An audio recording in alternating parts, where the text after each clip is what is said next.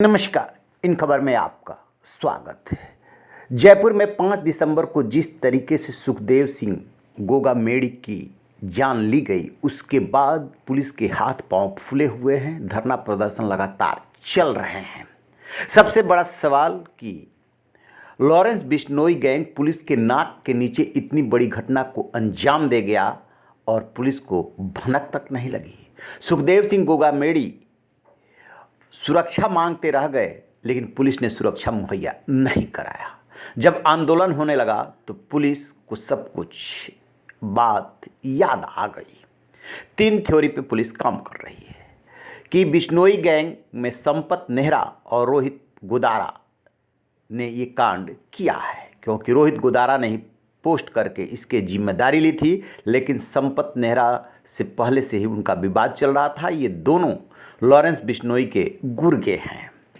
दूसरी थ्योरी ये है कि कुख्यात गैंगस्टर आनंद पाल के एनकाउंटर के बाद उनकी बेटी चीनू का भी नाम संदेह के दायरे में है।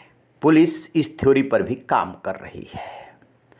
इसके अलावा ये भी खंगाल रही है कि जो जिम्मेदारी लॉरेंस बिश्नोई गैंग की तरफ से रोहित गोदारा ने ली है, उसमें कितनी सच्चाई है। कहीं ऐसा तो नहीं कि तीसरे गैंग ने इसको अंजाम दे दिया हो।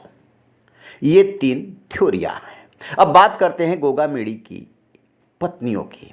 गोगामेड़ी की 3 पत्नियां बताई जा रही है। पहली पत्नी का नाम शकुंतला, जो कि हरियाणा होमगार्ड में थी, वहाँ से टर्मिनेशन हुआ और इनसे तलाक भी। लेकिन अभी भी खबर है कि वो गोगामेड़ी गांव में बतौर पत्नी ही रह रही थी।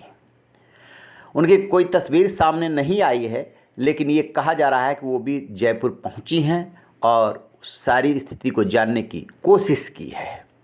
दूसरी पत्नी, जो गोगामेड़ी गांव से 20 किलोमीटर की दूरी पे भादरा तहसील है और भादरा विधानसभा क्षेत्र भी है, वहाँ से 2013 में बीएसपी कैंडिडेट के रूप में गोगामेड़ी ने चुनाव लड़ा था। वो तीसरे नंबर पर रहे थे। इस बार भी नामांकन किया था निर्दलीय के रूप में, लेकिन उसे वापस ले लिया था।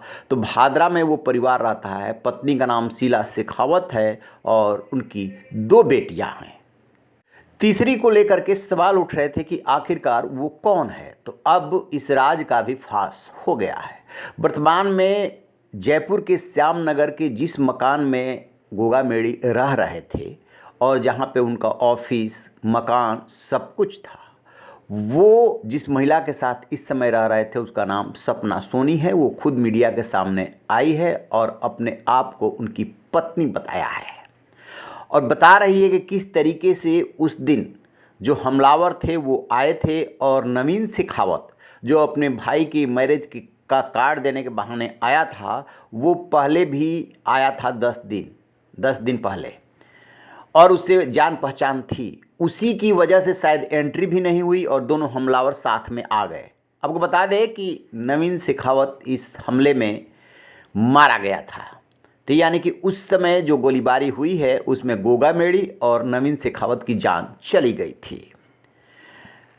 सपना सोनी साफ साफ बता रही हैं कि वही जो है गोगामेड़ी की देखभाल करती थी, सीसीटीवी कैमरे पे नज़र रखती थी। जब वो ऊपर से उतर करके नीचे तीनों से मिलने के लिए जा रहे थे, तब उन्होंने कहा था कि मुझे कुछ ठीक नहीं लग रहा है। लेकिन जब बैठ करके तीनों से वो बात करने लगे थे, इसके बाद वो कमरे में चली गई और तभी सुनी कुछ पटाखे जैसी आवाज़ और बाहर आकर के जब देखा तो सब कुछ खत्म हो गया था।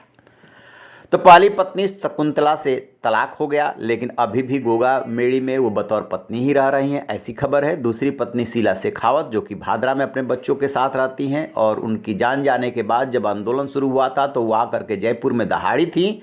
और तीसरी जो है वो सपना सोनी है। सपना सोनी ये भी सवाल उठा रही हैं कि उनकी जान जाने के बाद इसको लेकर के राजनीति हो रही है, राजनीति नहीं होनी चाहिए। साथ में वो ये भी दावा कर रही हैं कि उन्होंने उन्हें बताया था कि जब कभी वो नहीं रहेंगे तो उनको लेकर के सियासत होगी। कहने का मतलब कि अभी तो उनके जो हमलावर हैं उनको पुलिस ढूंढने में बिजी है, लेकिन जो 3 पत्नियों का सिलसिला है, जो क्रम है, आगे चल कर के इसमें भी और भी बहुत कुछ होगा।